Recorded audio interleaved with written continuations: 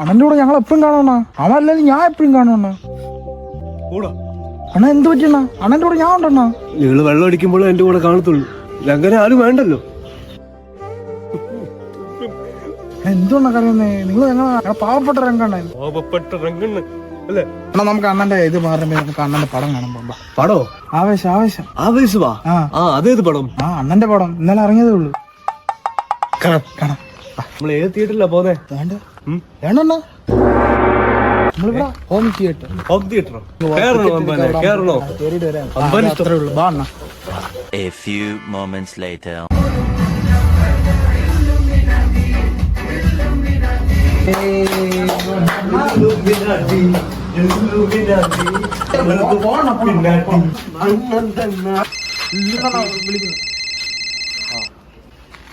എടുമടു.